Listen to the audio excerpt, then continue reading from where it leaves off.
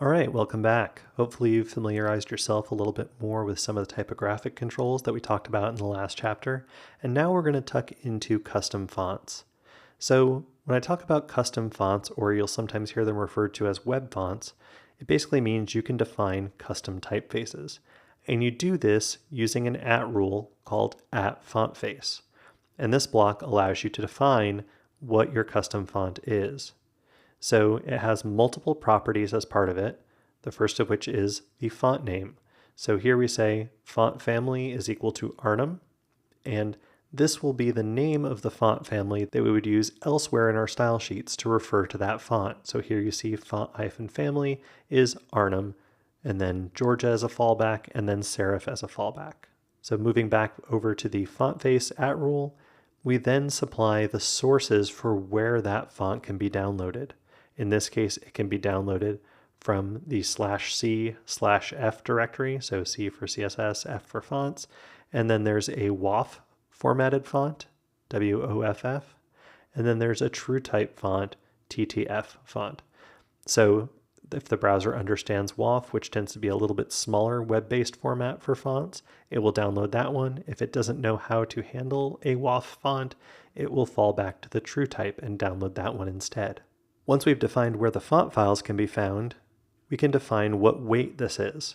So in this case, we're defining that the weight of this particular font file is 400, and it is in the normal style. Whenever the style sheet refers to Arnhem in normal style and a 400 weight, it will apply this font. You would create corresponding @fontface rules for bold, italic, or other weights with the respective individual font files for those fonts. And you would keep the font family the same.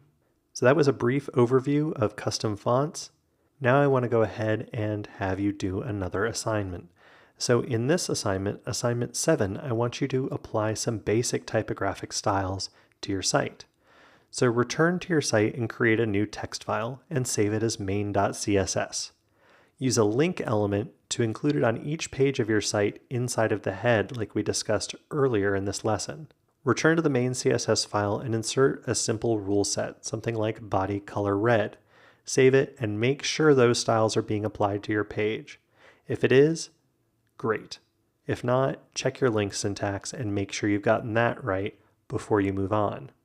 All right, assuming all is well, go ahead and delete that sample diagnostic rule set there and use that CSS file for any CSS work you want to do in this and subsequent assignments.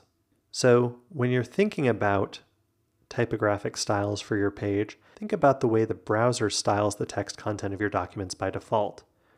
Are they easy to read, easy to scan? How could you use typography to improve the readability?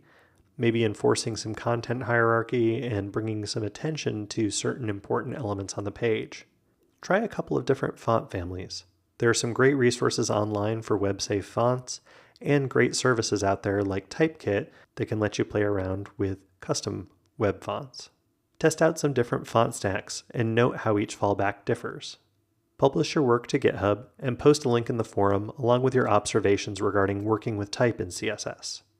That does it for this chapter. In the next chapter, we're going to look at color, specifically color keywords, hex colors, RGB and RGBA, and HSL and HSLA. I'll see you in a few.